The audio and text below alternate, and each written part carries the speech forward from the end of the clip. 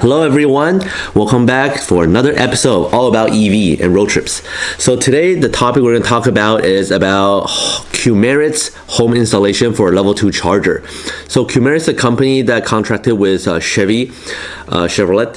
When you buy a car, especially like a EUV Premier 2023, the car that I bought, it comes with a free installation for the home charging system. So when you buy the car I mentioned, you have an option of either getting a home installation of the charger, or you can get a $500 like a electric EV charging credit when you go on road trip and things like that. But I think if you can get a home installation, it's a much better deal. But things to consider are you might not be able to install on a house if you're renting an apartment and there's no garage or things like that, or if your house is too old, it cannot support an extra electric charging outlet. So fortunately my house is pretty new construction a couple years ago, so I was able to get a very standard installation. So there's two types of installation per Qmerit. So one is standard. That means it's just run of the mill. You already have the electric box, have the enough amperes distribution for it, and then the wiring is not too far from the actual power panel, electricity power panel. Yeah, you're not dragging a really long cable, things like that. Things that are not considered standard would be considered non-standard, and it could be like outside the garage, or you have to get a cable all the way to the other side of the garage, or things like that, or they have to install a new panel, electric panel for you. Those will be considered non-standard, and then it costs more. So Qmerit will only cover $1,000 of it if that's the case. There's also the permit price. It covers up to $250. Yeah. So our experience for that charger was pretty not too bad, I would say. It take a little long, but not too bad.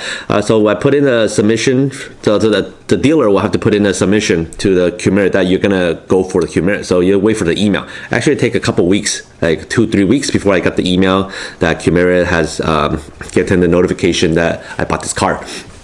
Then I had to reach out to Qmerit. There's actually they sent an email to me saying that, oh, please take a picture of your garage or place that you want to place a charger. Take a picture of the electric box. Go to outside the house, take a picture, and where you're gonna put the charger. Take a picture of where you want it and things like that. So after answering all the questions and submitting, I went another couple of weeks actually after that, since they're super busy. So many people buy a new Chevy BOLT EUV 2023 in the beginning of the year in January. So once it's all done, I was waiting for a long time. So I actually called them and say, hey, what's going on? So the customer service is really nice. They're like, oh, because my area in Central Valley, California, there is not a lot of electrician.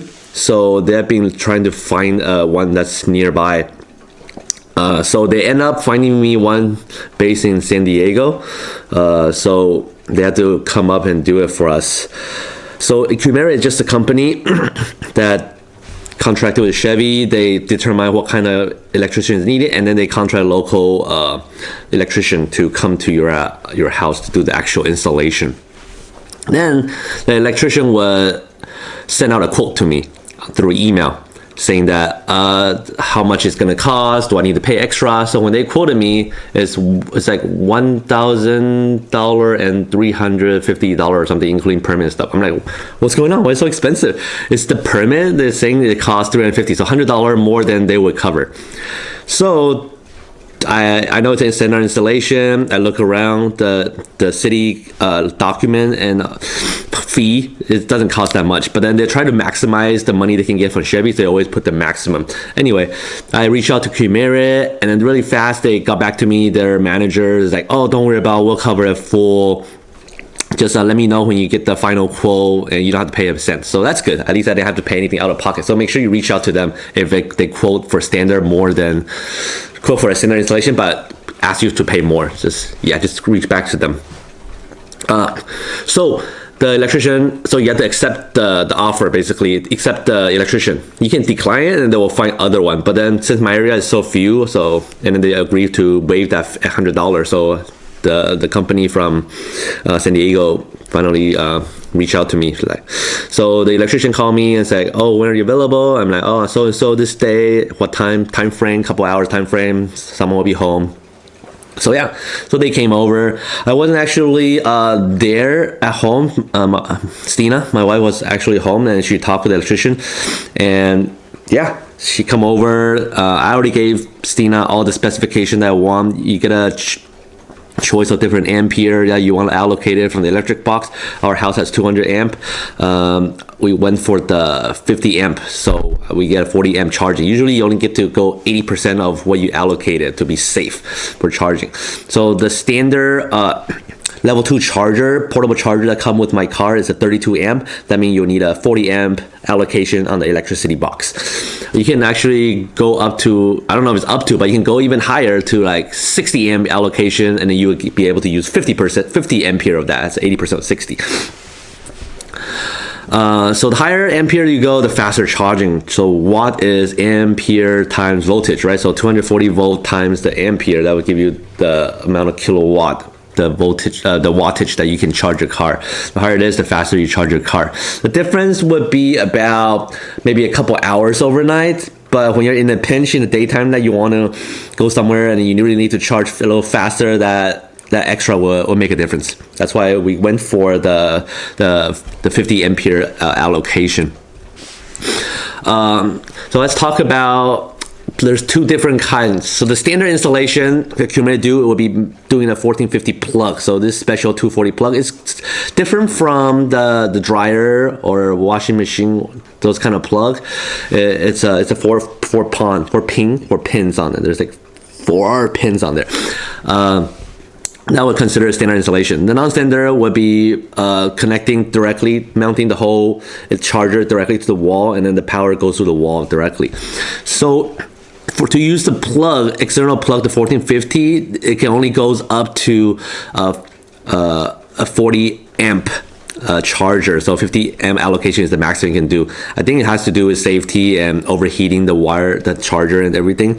So if it's like above 50 ampere allocation, like 60 ampere for a 50 amp charger, then you will have to do a non-standard installation, which is through the wall and everything, wiring directly connected to the charger, the EVSE itself. Excuse me. I got my charger. Actually, it's the Altier. That's the company I got. Just Google around. Maybe I'll do another episode on different kind of chargers, like ChargePoint, Tesla. Everybody has their own charger. It costs different, about $400 to up to like $700. The more expensive one have more capability. You can set timer. And you have Wi-Fi. You have Bluetooth. The cheapest one doesn't have a monitor. It just supplies electricity. So there's different kind, all kinds. So yeah, so I have the standard 1450 plug installed, and then they're nice enough. So I don't know if it's part of the installation, but I asked Stina to ask the electrician, can you actually mount my the charger on the wall to find the studs, because I don't have the instrument or experience to do that, and they actually did. They mounted it for us really nicely, the height that you wanted. Yeah, and then for the cable itself, I just went to like Home Depot or Lowe's, buy the hose, the hose, garden hose holder, and then I just nail it on the wall and then circle around the actual cable itself, the 20 feet cable. So cable, you should get a cable that's long enough to go to all the garage, because sometimes you have 2 cars, you might not park on the right side, so you have to drag the cable over. I checked 25 feet is plenty enough to go to both sides and all corners, so that's pretty nice. Yeah, so that's my experience for Qmerit. And after installation, everything goes well. It takes about an hour or so to get that plug for our house. It's pretty standard. You get a check, like someone will come and do an inspection afterward. They send you an email and they come and do it afterwards. Yeah, so the good thing about having the level 2 charger, as I mentioned before, it's way cheaper to charge at home than charge outside at level 2 or DCFC, the level 3 charger. You should get one that can have an app that you can set it for nighttime charging, or whenever your electricity bill is the cheapest, the off-peak power.